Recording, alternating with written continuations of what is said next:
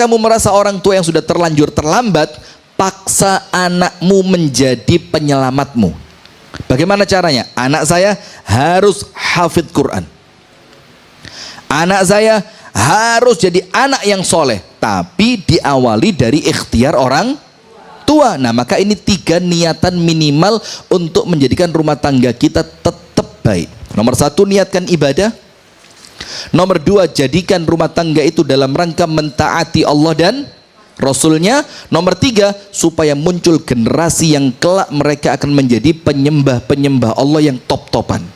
Nah, itu yang pertama, meluruskan niat. Yang kedua, caranya agar rumah tangga ini baik, ini penting jamaah, takwa. Maka saya kalau ngaji, kemudian di rumah jamaah itu ada sesuatu yang kurang baik untuk rumah tangga muslim, saya tidak segen ngingetin. Pernah suatu hari ngaji di Araya Malang, perumahan Araya, tahu Araya ya, yus perumahan mentereng lah untuk zaman itu. Sekarang wis kalah dengan yang namanya apa, Suhat itu, Mas Efrid, perumahan apa di Suhat itu, pesawat lah, Suhat. Pokok sudah zaman dulu Araya itu paling top. Sekarang sudah banyak saingannya ya. Sudah ada satu rumah kita kajian itu jam dinding itu, karena dia suka koleksi jam dinding itu, sing larang-larang, sing tuwek-tuwek, yang kayunya bagus, yang ukirannya itu sampai berjejer beberapa. Maka saya tidak segan, setelah pengajian selesai saya ingetin, ini tidak baik. Kenapa tidak baik? Ini bisa masuk dalam koridor tabdzir, mubazir, berlebihan. Karena dalam Islam itu yang dicari bukan senengnya hati, tapi manfaatnya apa. Karena apa? Ini barang kalau sampai dilihat oleh anak-anak kita, oh ternyata bapak saya koleksinya ini, regane larang-larang KB, itu kebawa dalam jiwa anak. Nah, maka saya ingetin, nah termasuk pada poin yang kedua ini, setelah nomor 1 niat, nomor 2 apa? Idkhal at-taqwa fil buyut, memasukkan ketakwaan ke dalam rumah tangga. Dan ini yang saya bilang berkali-kali, orang kalau sudah nikah wajib dewasa, gak oleh sak karepe dewe. Kalau masih sak karepe dewe, kalau belum nikah, minimal yang rugi dirinya sendiri. Tapi kalau belum dewasa mekso nikah, nanti korbannya istri, boleh jadi korbannya suami, dan yang parahnya kalau anaknya yang jadi korban. Dan itu kejadian di zaman Umar. Di zaman siapa? Umar. Ada anak kecil, katakanlah umurnya sudah mulai menginjak 12-13 tahun. Sama bapaknya minta ampun, diceluk itu gak sampai ngotot, gak datang dia. Dipanggil gak mau nurut. Diajak ngomong, nyentak-nyentak. Orang Surabaya paham nyentak ya? Apa nyentak itu? Oh ya, wak. Kayak listrik tegangan tinggi. Kayak anunya PLN tuh, logonya PLN. Set. Luar biasa. Kalaupun dia diajak berbicara, bentak. Dipanggil tidak datang. Kalau disuruh tidak pernah taat. Dilaporin sama bapaknya, sama Umar, ya Umar, tolong anak saya dihukum. Kenapa anak saya ini minta ampun, diceritain begini. Dipanggil si anak sama Sayyiduna Umar radhiyallahu an. Ketika dipanggil ditanya, nak, bapakmu lapor. Apa yang dia lapor? Katanya kamu begini. Anaknya bilang, Ustamin, yaitu saya. Tidak protes belas, ngaku, yaitu saya. Terus kata Umar, kalau begitu kamu tidak ngerti ini durhaka. Tunggu dulu Umar, sebelum panjenengan menuduh saya durhaka, saya mau tanya dulu, apa sih kewajiban orang tua yang itu haknya anak yang wajib dipenuhi? Ini loh Pak, Bu. Jadi kita ini punya anak, tanggung jawab. Dan tanggung jawab kita bukan cuma ngasih makan, minum, tempat tinggal, pakaian. Tapi tanggung jawab kita apa? Qu anfusakum wa ahlikum naro. Jadi kalau sampai anak kita ucul, waduh, na'udzubillah. Ucul dalam artian bahasa Jawanya itu mursal. Mursal itu nakal wis top. Itu ya tanggung jawabnya siapa? Orang orang tua. Maka si anak tadi sebelum dihukum sama Umar, dia tanya, apa sih kewajibannya orang tua yang wajib ditunaikan kepada anaknya? Umar bilang minimal 3. Nomor 1, an yakhtara lahu umman salihatan, dipilihkan untuk seorang anak tadi ibunya harus solihah. Kalau perempuan berarti harus mencarikan calon bapak yang soleh.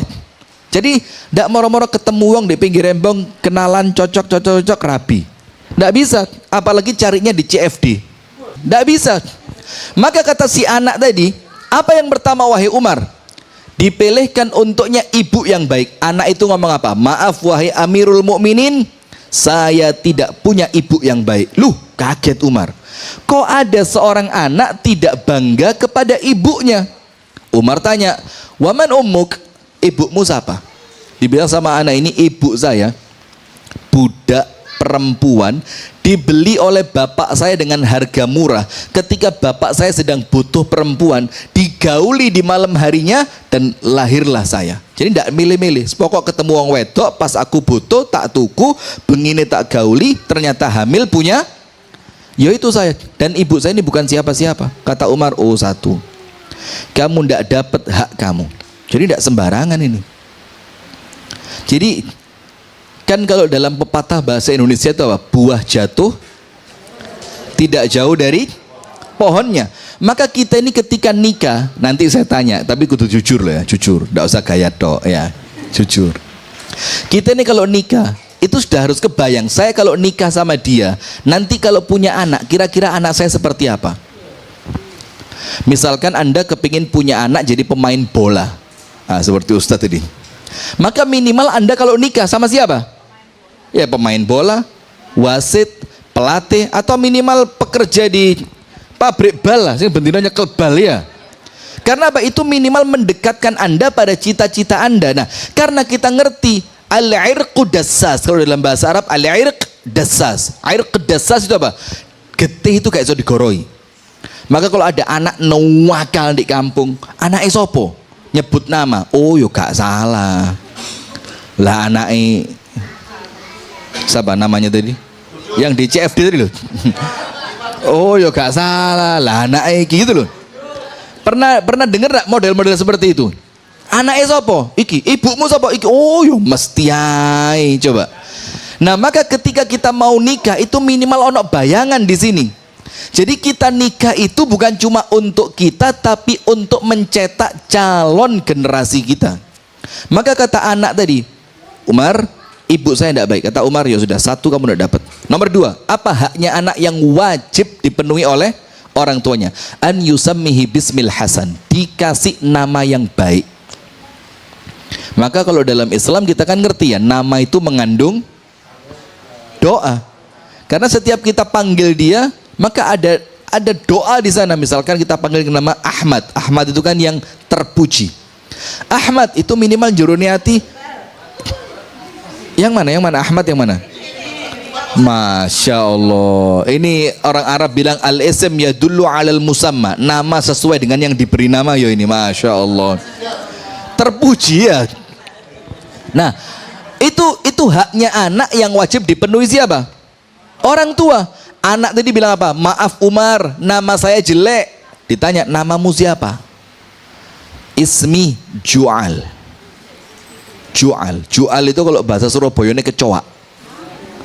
Bayangin ada orang punya anak dikasih nama. Tapi Anda perlu tahu, Anda buka kitab Ar-Rahiqul Makhtum, Syekh Mubarak Furi, sejarah Nabi. Kenapa sih orang-orang Arab itu sebagian dari mereka memberi nama untuk anak mereka itu nama binatang buas? Asad, Namir, Zufar, itu nama-nama binatang buas. Macan, singa, serigala, gagak yang cakarnya itu bisa nembus kulitnya badak, itu Zufar. Kenapa kok orang-orang Arab itu terbiasa dengan memberi nama anak mereka itu binatang buas? Karena mereka ngasih nama untuk anak mereka untuk musuhnya. Jadi untuk ngewedeni siapa? Lah mungkin si anak ini bapaknya musuhnya itu wedi kecoa. Jadi anaknya jadi korban. Jadi korbannya dikasih nama apa? Kecoa. Karena itu disiapkan untuk calon musuhnya nanti. Nah sudah, maka kata Umar, ya sudah, yang kedua kamu tidak dapat. Yang ketiga apa? An yu'allimahu al-kitab was sunnah. Bapak itu tanggung jawabnya mengajarkan untuk anak itu agama sing bener, Islam, Al-Quran dan sunnah, hadis. Kata anaknya ndak bisa. Sama anaknya dibilang apa? Abi masyghul fi tijaratihi. Bapakku ini terlalu repot di dalam perniagaannya. Wes urusane pasar, bisnis, online shop, bungkus bahasanya apa kalau mau dikirim itu? Packing barang, sampai si anak ini tidak punya kesempatan untuk dididik Al-Quran dan As-Sunnah. Apa kata Umar? Nak, kamu pulang, durhaka ini bukan salahmu tapi salah bapakmu. Akhirnya anaknya disuruh pulang, bapaknya dipanggil, si bapak sama Umar dicambuk 8 kali cambukan karena kesalahannya mengorbankan siapa? Anaknya. Nah, itu loh takwa tadi. Maka orang nikah itu kudus dewasa. Dia meninggalkan kesenangan pribadinya untuk kesenangan bersama. Maka termasuk TV ini. Televisi seperti ini mohon maaf. Sekarang kan ada televisi itu 18 plus. Ada tulisan gitu kan? 13 plus, ditulis di pojok kiri atau di atas ditulisi. Nah, itu supaya ada bimbingan dari orang tua. Nah, tapi terkadang kita harus relakan ini keluar dari rumah kita. Karena apa? Loh, lah terus hiburanku apa? Ini kalau zaman sekarang gak manfaat, gak tau didelok zaman sekarang. Karena sekarang hiburannya itu apa? HP, bahkan televisi sekarang sudah connect dengan handphone, bisa ngelihat YouTube munculnya di layar TV. Zaman dulu ini satu-satunya hiburan ini. Kalau mau lihat gosip yuk kisah seputar selebritis. Ada lagi insert. Ada lagi silet, mengupas berita artis setajam. Masih apal saya, Masya Allah. Ini mana korban silet ini? Hah? Artinya orang tua sudah mulai harus ngerti, saya tinggalkan kesenangan saya untuk kebaikan anak saya. Maka orang tua yang seneng ngopi ba'dal isya itu sudah mulai harus dewasa, tinggalan. Karena ba'dal isya sampai subuh itu waktunya istri dan anak, tidak boleh di luar rumah. Kalau terpaksa mau ngopi, ajak istri, ajak anaknya. Tapi tempat ngopi di mana, ngajak istri, ngajak anak yang bagus itu. Nah, maka yang kedua, takwa. Takwa itu apa sih? Takwa itu yang paling gampang, semuanya tahu, menjalankan perintah Allah, menjauhi larangan. Kalau takwa dalam rumah tangga supaya rumah tangga kita baik, ini maksudnya apa? Jangan sampai masuk ke rumah tangga kita, ini anti, sudah pantangan, wajib dilakoni. Jangan sampai masuk ke rumah tangga saya sesuatu yang diharamkan oleh Allah. Dan tidak boleh di rumah tangga saya melalaikan perintah Allah. Maka tidak boleh di rumah kita ada orang yang tidur ketika azan subuh, tidak boleh.